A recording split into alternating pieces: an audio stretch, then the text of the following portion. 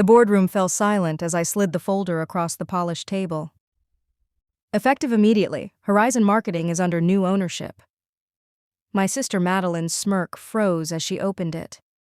I'd seen that smirk for 27 years. Through childhood arts and crafts she'd tear apart. Through high school science fairs she'd call cute little projects.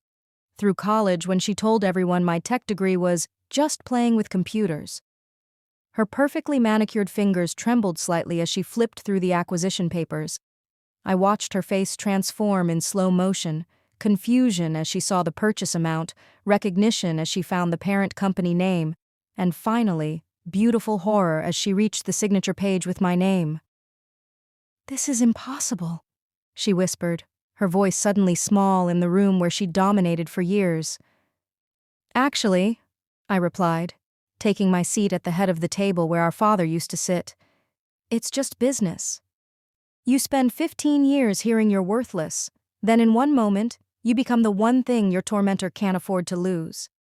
The person who dismissed your dreams as childish fantasies suddenly discovers those dreams built an empire strong enough to swallow hers whole.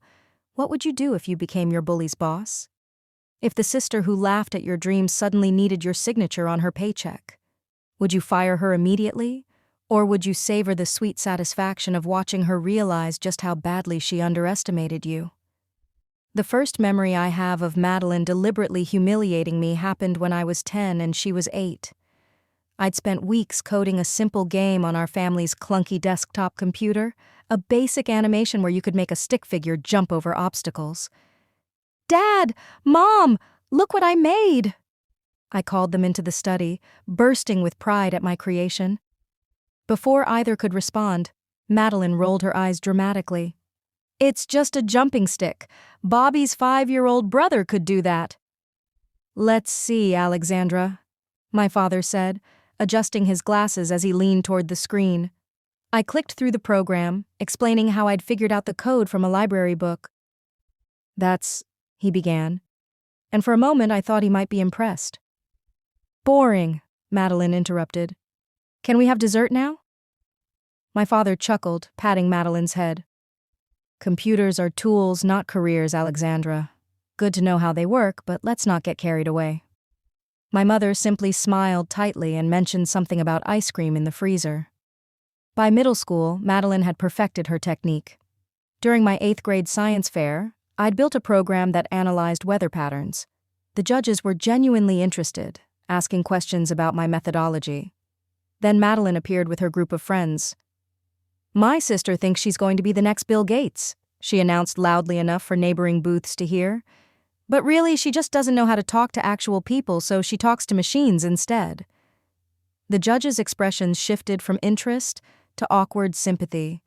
I watched my chances at first place dissolve as Madeline's friends giggled.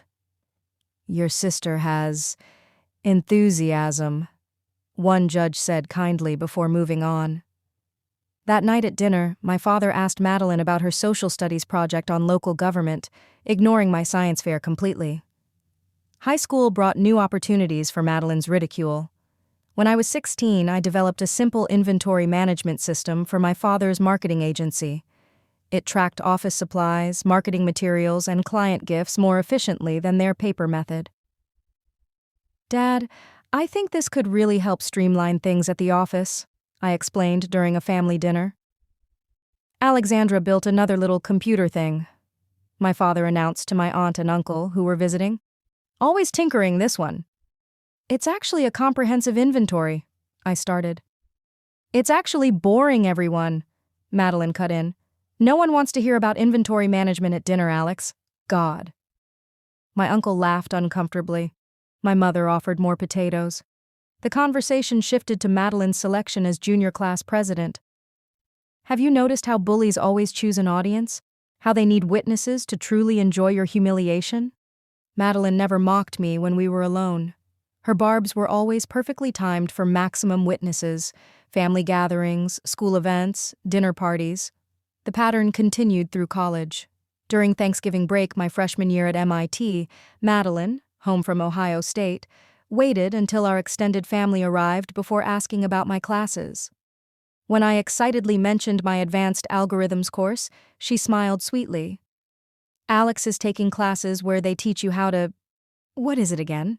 Make shopping websites sort things in alphabetical order? The table erupted in laughter. Basically, I muttered, my excitement evaporating. Meanwhile, Madeline continued, my marketing professor is taking our class to New York to meet with actual executives at actual companies. That's my girl, my father beamed, making real-world connections.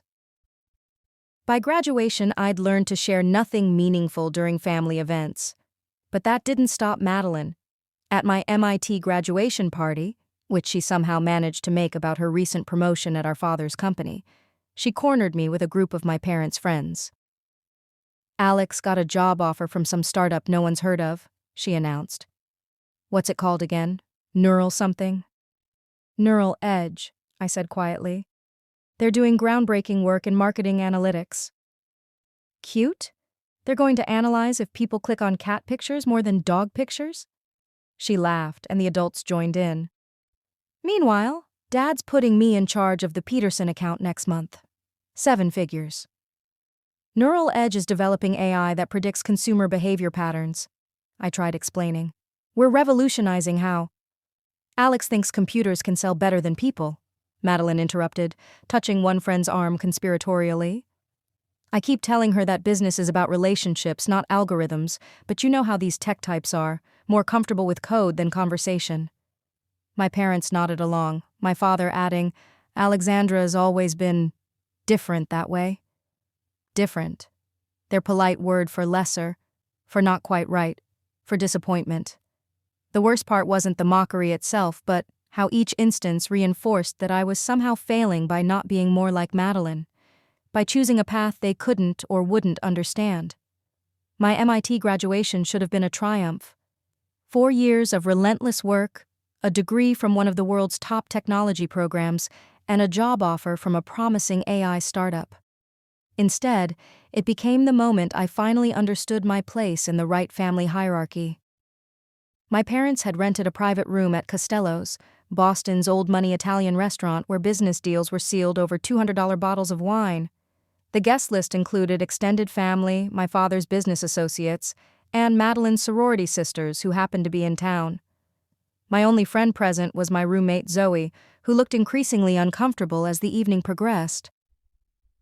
Alexandra's taking a position with a small tech company, my mother explained to her bridge partner when asked about my plans. Before I could elaborate, Madeline chimed in, champagne flute waving. It's basically charity work. The company can barely make payroll, but they're giving Alex a chance to use her coding hobby. It's not a hobby, I corrected, feeling heat rise in my cheeks. Neural Edge is developing predictive analytics that will revolutionize how companies understand consumer behavior. In English, please, my father laughed, prompting chuckles around the table. They're trying to make computers predict what people will buy, Madeline translated with exaggerated patience. Except people aren't that simple, which is why actual human marketers will always be necessary. She smiled brilliantly at my father. That's when he stood, tapping his glass for attention. Speaking of marketing, I have an exciting announcement. As of next month, Madeline will be joining Horizon Marketing as Vice President of Client Relations. The room erupted in applause. My mother beamed. My aunt whispered loudly about how Madeline was following in her father's footsteps. I clapped automatically, wondering why this was the first I was hearing about it. And to celebrate both girls' achievements, my father continued, Catherine and I have some special gifts. My mother handed me a small box wrapped in silver paper. To Madeline, she gave an envelope with a red bow. I opened mine first, a mid-range watch from the department store. Nice enough, but nothing special. It's water-resistant, my mother pointed out, for practicality. Madeline tore open her envelope and screamed in delight. She pulled out a key with a luxury car brand logo. It's parked outside, my father announced. The new C-Class. Every executive needs the right car to make an impression. As everyone rushed outside to see Madeline's new Mercedes, I stayed behind, the watch heavy in my palm. Zoe squeezed my shoulder before following the crowd.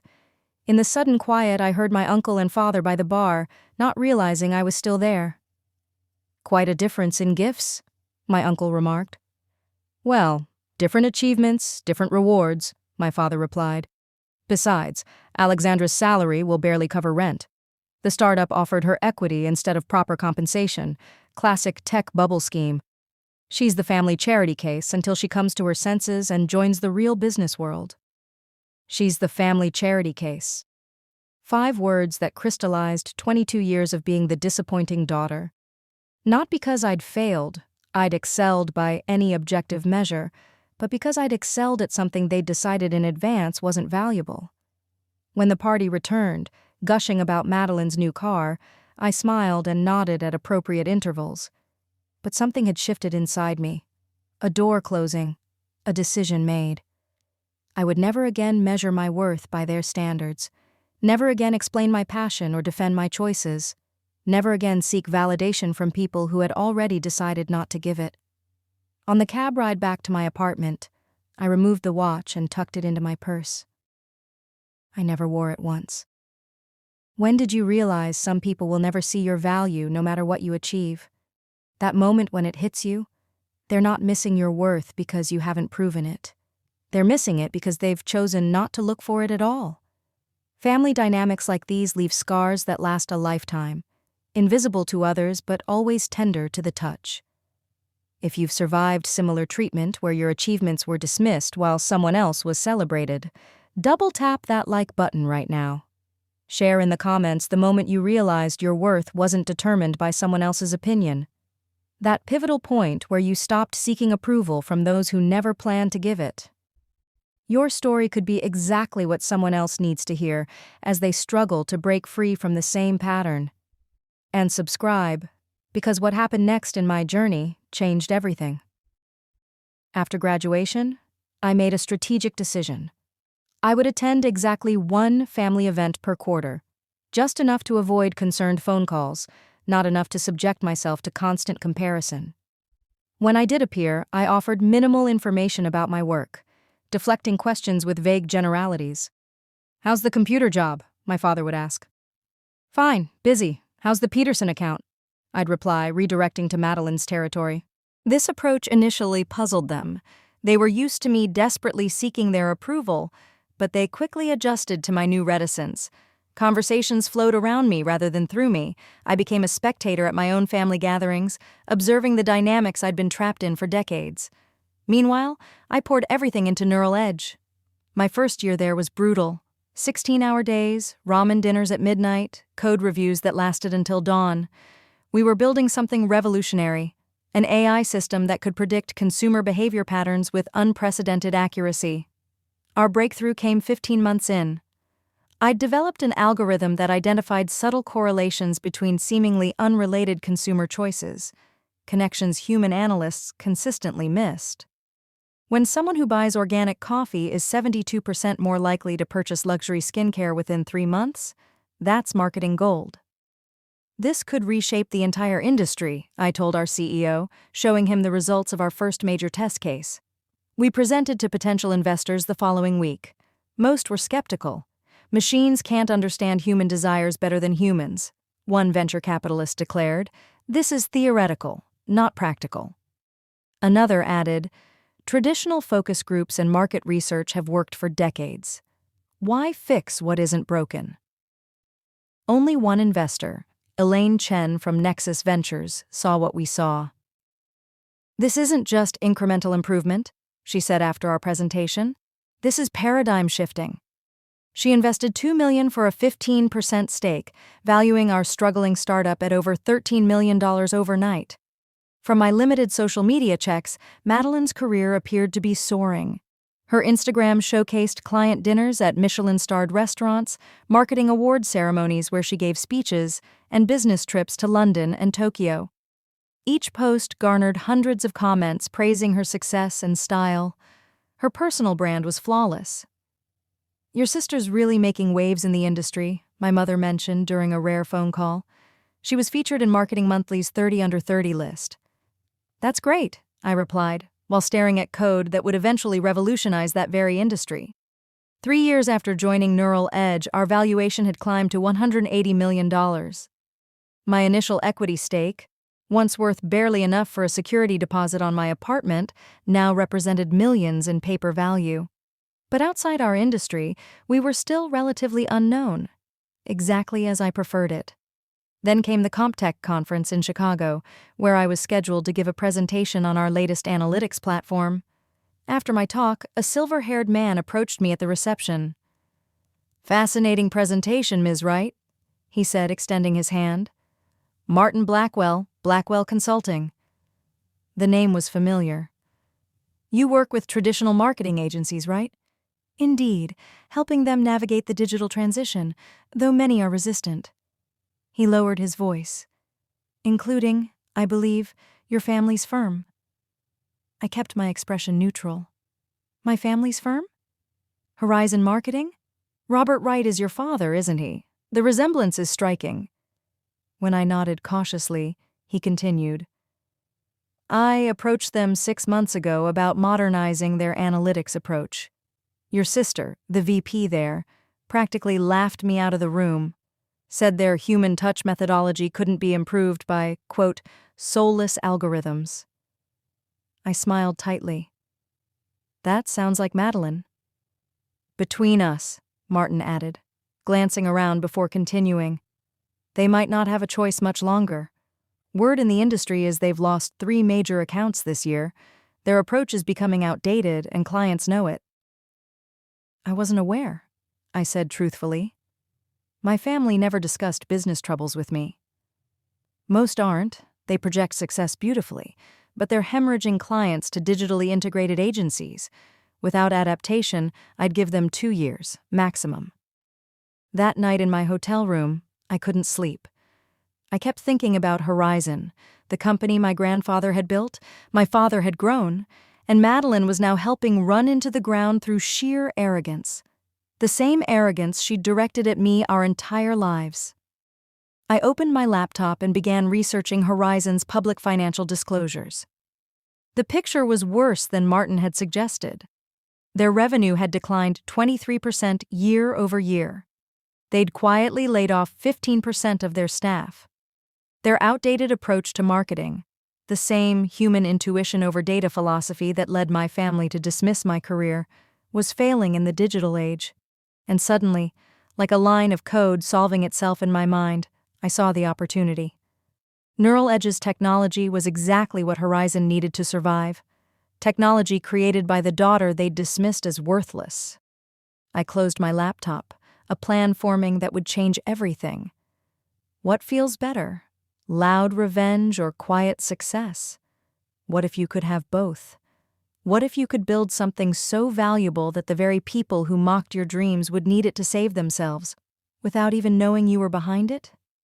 For the next 3 months, I spent every evening analyzing Horizon Marketing's weaknesses.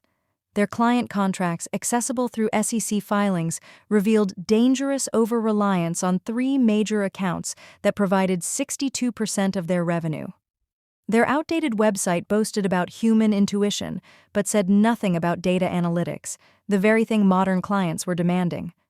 Their talent was leaving too. LinkedIn showed 17 mid-level employees had jumped ship in the past quarter alone, most landing at digitally focused competitors.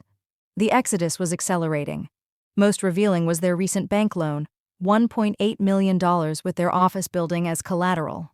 A desperate move for a previously debt-averse company. "This is better than I thought," I told Zoe over late-night takeout in my apartment, spreadsheets covering my coffee table. "They're not just struggling, they're drowning." "And you're going to throw them an anchor disguised as a life preserver," she replied, studying my notes. "A calculated acquisition through a shell company," I corrected. "They'll never know I'm behind it until it's too late." Creating Phoenix Acquisitions LLC required careful legal maneuvering. I hired Terrence Walsh, a corporate attorney specializing in private acquisitions, swearing him to absolute confidentiality. "We'll establish a Delaware corporation with a Nevada holding company as the primary shareholder," he explained. "Your name appears nowhere in the public filings." "And I'll need a front person," I added. "Someone to represent Phoenix in meetings." "I have just the person, Diane Mercer, former VP at Goldman, no relation to you despite the surname, retired early but maintains an impressive network. For the right fee, she'll be the face of Phoenix. The structure took shape. Phoenix Acquisitions, my shell company, would approach Horizon with an offer to acquire 51% controlling interest, promising capital infusion and technological modernization. On paper, Phoenix would appear to be a private equity firm specializing in digital transformation of traditional businesses. The night before authorizing Terrence to proceed, I sat alone in my apartment questioning my motives. Was I doing this for justice or vengeance? Was I trying to save my grandfather's legacy, or was I simply orchestrating the ultimate "I told you so"? Both, I finally admitted to myself. This wasn't purely business. It was personal. But it was also smart. Neural Edge's technology could genuinely save Horizon. I just wanted to control how that salvation happened, and who got credit for it. 2 weeks later, Diane Mercer walked into Horizon's boardroom representing Phoenix Acquisitions.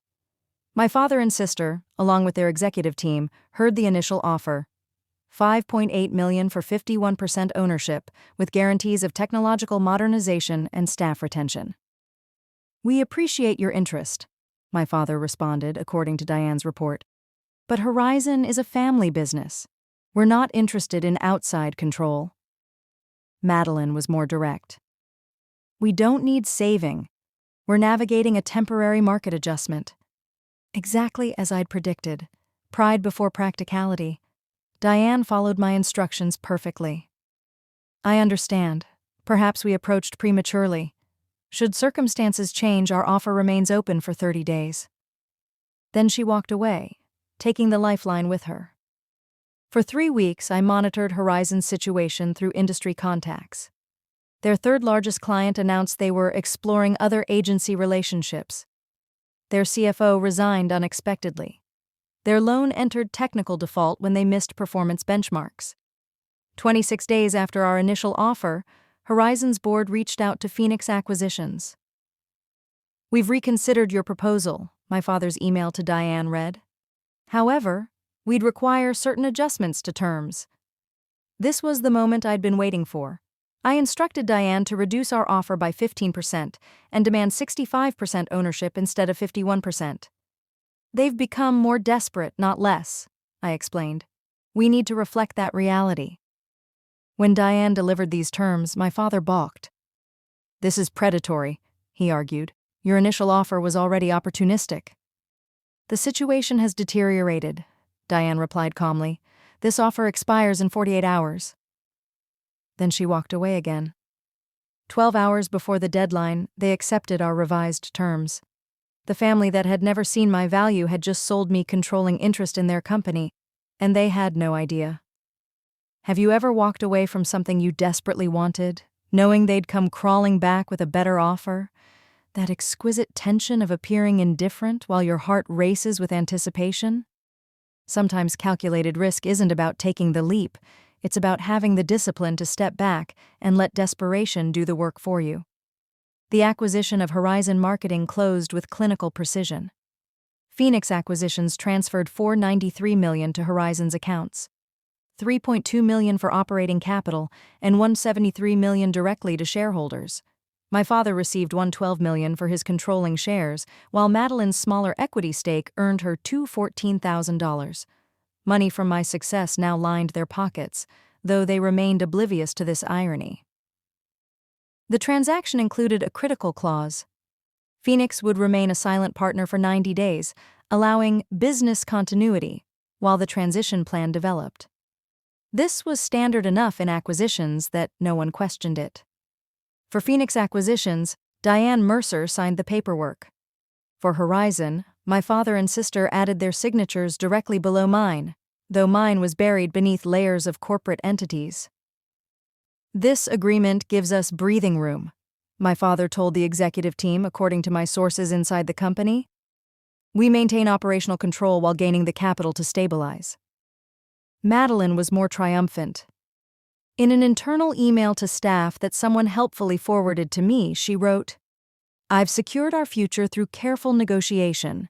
The investors recognized our intrinsic value and accepted our terms. Her press statement was even more delusional. Horizon Marketing is entering an exciting new chapter with enhanced financial backing. Our core philosophy of human-centered marketing remains unchanged as we expand our capabilities. Meanwhile, I orchestrated everything from the shadows. I rented an office 2 floors above Horizon's headquarters, installing Phoenix Acquisition's temporary command center where I could literally look down on their operations. I hired a team of management consultants who performed a comprehensive audit of Horizon's processes, client relationships, and personnel, all reporting directly to me under strict NDAs. What they found confirmed my suspicions. The company was on life support. Without Phoenix's capital infusion, they would have faced bankruptcy within months. Madeline's leadership had accelerated their decline through stubborn resistance to digital integration and alienation of key personnel. As the 90-day silent period neared its end, I focused on psychological preparation. Each night, I practiced what I would say when the moment came. I worked with an executive coach who specialized in confrontation management. "Your goal isn't to destroy them," she reminded me. "It's to establish unquestionable authority." I chose my reveal outfit with strategic precision, not my usual tech company casual wear, but not Madeline's flashy designer style either. A tailored charcoal suit that conveyed power without ostentation. I rehearsed my walk, my posture, the exact tone of voice I would use. The annual company meeting provided the perfect stage. Scheduled for day 89 of our 90-day silent period, it would gather all 47 remaining Horizon employees, the executive team, and the board of directors. Madeline had planned it as a celebration of their successful transition and capital raise. 3 days before the meeting, I summoned Diane to my office. "You've been an excellent front person," I told her, writing out her final check with a substantial bonus. "But I'll be taking over from here." "They have no idea what's coming, do they?" she asked, studying my expression. "Not the slightest," I confirmed. The night before the meeting, I stood at my office window, looking down at the lights still burning in Horizon's conference room. Madeline would be there, finalizing her presentation, rehearsing the speech that would never be delivered. My father would be home believing he had salvaged his legacy through a shrewd negotiation. By this time tomorrow, everything would change. The invisible acquisition would become painfully visible, and the family that never saw my value would finally see me, not as the disappointing daughter, but as their owner. Horizon's annual company meeting began exactly as planned. Their plan, not mine. The large conference room buzzed with nervous energy as employees found their seats. A banner reading, "Horizon Marketing, the Next Chapter," hung behind the podium where my father stood, welcoming everyone with practiced confidence. "Today marks a pivotal moment in our company's history," he announced. "We've secured the investment needed to carry Horizon forward while maintaining our core values and family leadership." From my seat near the back, introduced only as a representative from Phoenix Acquisitions, I watched Madeline approach the podium in a crimson power suit. She looked every inch the triumphant executive, her slideshow queued up with glossy photos and optimistic projections. "As many of you know, we've faced challenges in adapting to market shifts," she began, her voice projecting perfect assurance. "But I'm pleased to announce that I've personally secured a partnership that preserves our autonomy while providing capital for strategic growth." The first slide showed a 5-year projection with ambitious upward trends. Pure fantasy. "Our new partners recognize the unique value of our human-centered approach," she continued. "They've agreed to a hands-off investment model that keeps decision-making authority where it belongs, with the leadership team that built Horizon's reputation." I checked my watch. 20 minutes. I'd give her exactly 20 minutes to construct her illusion before I shattered it. She outlined her vision confidently. New client acquisitions, modest digital integration, expanded creative teams. The employees nodded along, relief evident on their faces. The executive team exchanged self-congratulatory glances. At precisely the 20-minute mark, I stood. The movement caught my father's attention first, his brow furrowing slightly as I walked deliberately toward the front of the room. "Excuse me," Madeline said, irritation flashing across her face. We'll take questions after the presentation. I'm not here to ask questions, I replied, my voice calm but carrying. I'm here to correct several inaccuracies in your presentation. The room went silent. My father half rose from his seat as I stepped onto the small stage. Allow me to introduce myself properly, I said, turning to face the confused employees. My name is Alexandra Wright. Some of you may know me as Robert's daughter and Madeline's sister, but as of 9 weeks ago, I am also the majority owner and CEO of Horizon Marketing. The collective intake of breath was audible. Madeline's face went from confusion to disbelief. That's impossible, she said, voice suddenly strained. Phoenix Acquisitions purchased the controlling interest. Their representative is standing right in front of you, I finished, sliding the acquisition documents onto the podium. Phoenix Acquisitions is a wholly owned subsidiary of my company, Neurotech Partners. My father stood fully now. Alexandra, this is inappropriate. Whatever game you're playing, and this isn't a game.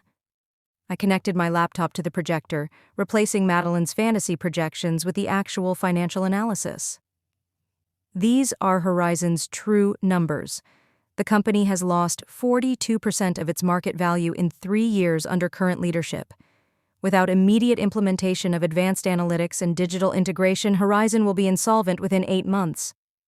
You can't just walk in here and... Madeline began. I can, I interrupted. And I am. Section 3.4 of the acquisition agreement gives controlling interest complete authority over strategic direction and leadership appointments. I smiled slightly. An agreement you both signed, right here. I pointed to their signatures directly above my own. The color drained from Madeline's face as understanding dawned. You engineered this whole thing. You hid behind shell companies and legal tricks to save this company, I finished, using exactly the technological approach you've mocked for years. My father's face had gone from shock to anger to something more complex, a reluctant recognition. Why? Madeline asked, her voice smaller now. Why not just tell us it was you from the beginning? Would you have sold to me? I asked. Would you have admitted that your sister, the one you called worthless, the one whose career you dismissed as a hobby, might actually know how to save what you were destroying? She had no answer. You called me worthless so many times you never saw me becoming invaluable, I said, addressing not just Madeline but my father too. You were so convinced of your superiority that you never noticed the market shifting beneath your feet. I turned to address the employees directly. Effective immediately, Horizon Marketing will undergo complete digital transformation. We will integrate Neurotech's predictive analytics platform with Horizon's client relationship expertise. There will be organizational changes, but our goal is growth, not reduction. Madeline remained frozen beside me, her carefully constructed world collapsing in real time. My father sat heavily in his chair, 30 years of certainty evaporating in 30 minutes. As the meeting concluded, I asked the executive team to remain while other employees filed out, whispering urgently among themselves. The boardroom door closed behind them with a decisive click. Now came the most difficult part, deciding what to do with the family that had never believed in me but now had no choice. The executive team sat in stunned silence around the boardroom table. My father's face had hardened into a mask of barely contained rage, while Madeline seemed to be cycling through shock, humiliation, and fear in rapid succession. I'll speak with each of you individually tomorrow about your roles moving forward, I told the executives. For now, you're dismissed. They filed out quickly, no doubt eager to escape the family drama unfolding before them. When the door closed behind the last of them, I remained standing at the head of the table, a position that had always been my father's. Is this what you wanted? He finally asked, his voice tight. To blindside us? To make fools of us in front of our employees? No, I answered truthfully. This isn't about humiliation. It's about business, something you taught me to value above all else. I reached into my briefcase and removed 2 envelopes, placing them on the table in front of Madeline. What are these? She asked, still visibly shaken. Choices, I replied. The blue envelope contains a severance package, generous by any standard. 6 months' salary, extended benefits, and a non-disparagement agreement. Her hand trembled slightly as she touched the blue envelope, then moved to the white one beside it. And this? A new employment contract. Same salary, but a different title. Chief Client Relations Officer. You would report directly to me, focusing exclusively on what you do best, maintaining relationships with key accounts while implementing the digital strategy I develop. My father gave a harsh laugh. After this stunt, you expect her to stay and be subordinate to you? I turned to him calmly. Dad, you'll find your severance package in your office. Your consulting services won't be needed during the transition. The finality in my voice silenced him. For the first time in my life, I watched my father struggle to find words. Madeline stared at the envelopes, her perfectly manicured nails tapping against the table. So these are my options? Humiliating exit or humiliating demotion? I see it differently, I replied. You can leave with your pride intact or stay and learn from someone you've mocked your entire life. Either way, Horizon will become what it should have been years ago. This is punishment, my father said. Don't dress it up as business strategy. No, Dad. If it were punishment, there would be no white envelope. Madeline would already be emptying her office. My mother called that evening as I sat in my new office, formerly my father's, reviewing client files. Her voice cycled through emotions, first shock, then anger, followed by bargaining. Your father built that company from what your grandfather started, she said. How could you do this to him? To your sister? I didn't do anything to them, I responded. I saved the company they were running into the ground. We've always supported you, Alexandra, she said finally, her voice breaking in a calculated show of tears. No, I corrected gently. You always tolerated me. There's a difference. When the door to my office opened the next morning, I expected it to be the CFO for our scheduled meeting. Instead, Madeline stood there, white envelope in hand. I haven't signed it yet, she said, closing the door behind her. I know. I gestured to the chair across from my desk, no longer asking permission to sit in her presence. I need to understand something first. She met my eyes directly, her composure partially restored. Was this all about revenge? I considered the question carefully. It started that way, I admitted. But something changed when I saw the true condition of grandfather's company. This place is worth saving, even if that means working with you. You could have fired me instantly, made a public example of me. That's what I would have done, she said, the admission clearly difficult for her. I know. She studied me with new eyes. So why didn't you? I stood and walked to the window overlooking the city. Because breaking you won't fix me. Because proving I'm better won't erase years of feeling worthless. I turned to face her. And because, despite everything, you're excellent with clients, the company needs that skill alongside my technical expertise. Madeline was silent for a long moment before placing the signed contract on my desk. I'll see you Monday, then. Monday, I agreed. As she reached the door, she paused. For what it's worth, I think I always knew you were exceptional. That's why I felt so threatened. It wasn't an apology, not quite. But it was perhaps the first honest thing my sister had ever said to me. What's more powerful? The ability to destroy someone or the choice not to? When you finally hold all the cards, the most revealing moment isn't how you play them, but which ones you choose to keep in your hand. 6 months later, Horizon Neurotech became the fastest-growing marketing firm in the Midwest. Madeline and I developed an unlikely partnership. Not friendship exactly, but mutual respect forged through shared purpose. True power isn't about control. It's about choices. Having the ability to destroy someone means nothing compared to the strength it takes to offer them redemption instead. I didn't need Madeline's downfall to validate my worth. I needed to stop seeking validation altogether. If this story resonated with you, subscribe to Nexus of Revenge for more narratives where justice comes in unexpected packages. Comment below with how you would have handled this sister's ultimate decision. Take the money and run, or swallow her pride and learn. Would you have shown mercy or made a different choice?